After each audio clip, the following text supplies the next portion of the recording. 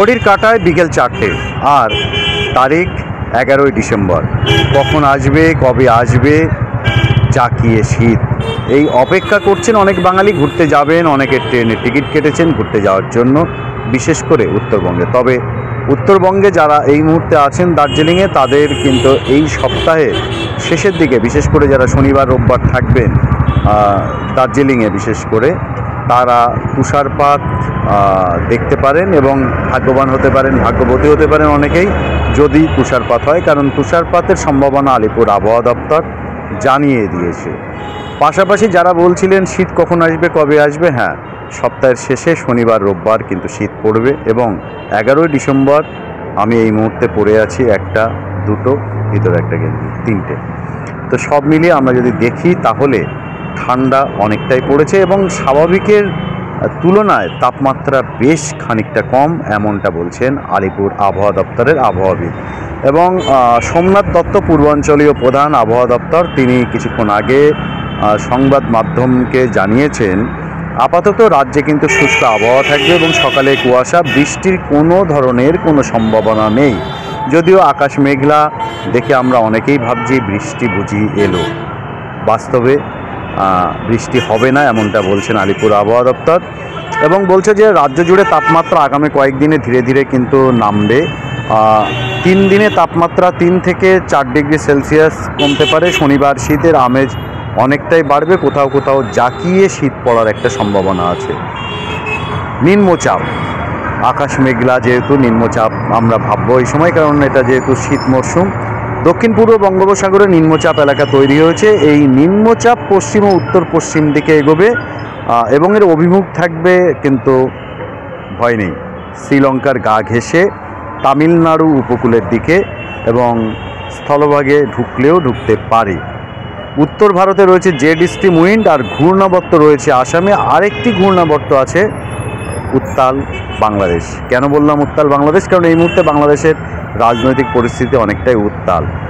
আর অবশ্যই দক্ষিণবঙ্গ, রাত ও দিনের তাপমাত্রা দক্ষিণবঙ্গে স্বাভাবিকের নিচে। বুধবার থেকে ধীরে ধীরে পারদ কমতে থাকবে, অর্থাৎ ঠান্ডা পড়বে। শনিবারের মধ্যে 3 থেকে 4 ডিগ্রি আরও কমে যাবে। আর শেষে কলকাতায়, অর্থাৎ এই সপ্তাহের শেষে কলকাতায় থাকবে 15 ডিগ্রির নিচে। পশ্চিমের জেলাগুলোতে 10 ডিগ্রির নিচে নামতে পারে তাপমাত্রা। হালকা থেকে মাঝারি কুয়াশা বেশিরভাগ জেলাতে সকালের দিকে থাকবে। ঘন কুয়াশায় সতর্কবার্তা আছে 3 জেলায়। খুব ভোরে হালকা থেকে মাঝারি কুয়াশা, সকালের দিকে কুয়াশার একটা ধোঁয়াশা থাকবে। বেলা বাড়লে আকাশ হবে পরিষ্কার, ঝলমলে রোদ। হ্যাঁ, দক্ষিণবঙ্গে বৃষ্টির সম্ভাবনা নেই, আগেও বলেছি, কিন্তু রাজ্যে এই মুহূর্তে শুষ্ক আবহাওয়া, কোনো প্রকার বৃষ্টির সম্ভাবনা নেই। ঘন কুয়াশার দাপট থাকবে কোন কোন জেলায়, এবার সেদিকে তাকাই। মুর্শিদাবাদ, পশ্চিম বর্ধমান, বীরভূম জেলা, এখানে কিন্তু ঘন কুয়াশা। দৃশ্যমানতা থাকবে 200 মিটারের মধ্যে। নদিয়া, বাঁকুড়া, পুরুলিয়া, পশ্চিম মেদিনীপুর, পূর্ব বর্ধমান, হুগলি জেলাতে 2-1 জায়গায় মাঝারি কুয়াশা। কলকাতাতেও সকালের দিকে হালকা কুয়াশা, একটা ধোঁয়াশা থাকবে। তবে দক্ষিণবঙ্গ এবং পশ্চিম অঞ্চল পশ্চিমবঙ্গের, এর সাথে কিন্তু উত্তরবঙ্গের পরিবেশটা শীতের মরশুমে সবসময়ের জন্য ভিন্ন। ঘন কুয়াশার দাপট, সড়ক চলাচল, বিমান চলাচল ব্যাহত হওয়ার সম্ভাবনা আছে উত্তরবঙ্গে। দৃশ্যমানতা 50 মিটারে নেমে আসতে পারে। 4 জেলায় থাকবে ঘন কুয়াশা। বাকি 4 জেলায় সকালের দিকে হালকা মাঝারি কুয়াশা 2-1 জায়গায় থাকবে। ঘন কুয়াশার দাপট উত্তরবঙ্গের 4 জেলাতে। দার্জিলিং, উত্তর দক্ষিণ দিনাজপুর, মালদা জেলাতে কুয়াশার সতর্কবার্তা। বেশিরভাগ জায়গায় দৃশ্যমানতা থাকবে 200 মিটারের মধ্যে। 2-1 জায়গায় আবার দৃশ্যমানতা 50 মিটারের কাছাকাছি নেমে আসতে পারে। কলকাতার আরেকটি আপডেট দেই, 2 ডিগ্রি নেমে যেতে পারে তাপমাত্রা এবং সকালে কুয়াশা, রাতে কুয়াশা, রাত ও দিনের তাপমাত্রা স্বাভাবিকের নিচে। আর শীতের আমেজ ক্রমশ বাড়ছে। আমি বললাম ঘড়ির কাঁটায় 4টে, শীতের আমেজ বেড়েছে বলেই 3টে পড়তে হয়েছে। শনিবারের মধ্যে আরও 2 থেকে 4 ডিগ্রি সেলসিয়াস পারদ নামতে পারে। আর সপ্তাহ শেষে কলকাতাতেও জাঁকিয়ে পড়ার সম্ভাবনা শীতের। তো যারা এই সময় পিঠে, পায়েস, পুলি খাওয়ার আয়োজন করেন, হাঁসের মাংস চই ঝাল দিয়ে, ঝাল ঝাল মাংস, আর অবশ্যই যে জয়নগরের মোয়া, সেই মোয়াও কিন্তু আমরা অনেকে খেতে পছন্দ করি। একদম চিন্তা করবেন না, যারা ঘুরতে যাবেন লাগেজ গুছিয়েছেন তারা অবশ্যই শীত উপভোগ করতে পারবেন।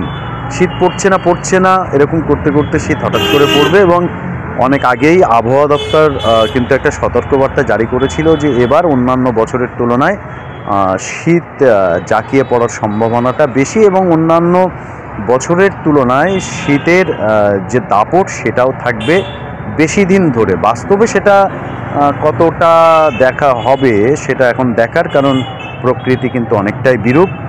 আর সবথেকে যেটা দুশ্চিন্তার এবং নাবিশ্বাস সেটা হচ্ছে আমরা যারা রোজ সকালে বাজারে যাই তাদের জন্য, কারণ আনাজপাতির দাম কিন্তু কমেনি।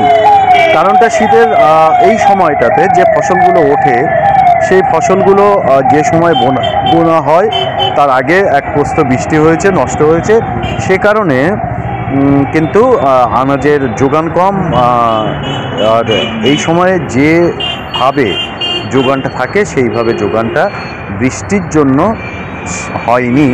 স্বাভাবিকভাবে কৃষকরা কিন্তু দিন 15 দেরি করে তাদের দ্বিতীয় ফসলি তোলার জন্য শীতের মরশুমে তারা বীজ বপন করেছে, এবং সেই ফসলটা যখন উঠবে আর 1-1.5 সপ্তাহের মধ্যে উঠে যাবে আশা করা যাচ্ছে, কৃষকরা বলছেন। তো তখন আনাজের দাম অনেকটাই কমে যাবে। তবে শঙ্কার বিষয় আলু। গতবার কিন্তু আলুর দাম আলুর যখন চারিদিকে ছড়িয়ে ছিটিয়ে সে সময়তেও আলু 10 টাকার নিচে কেজি হয়নি। এবছরও 10 টাকার নিচে ভালো আলু কেজি প্রতি দাম হওয়ার সম্ভাবনা অনেকটাই কম। যদি আলুর ফসল খুব ভালো হয় সেক্ষেত্রে কমে যেতে পারে, এমনটা বলছেন কৃষকরা।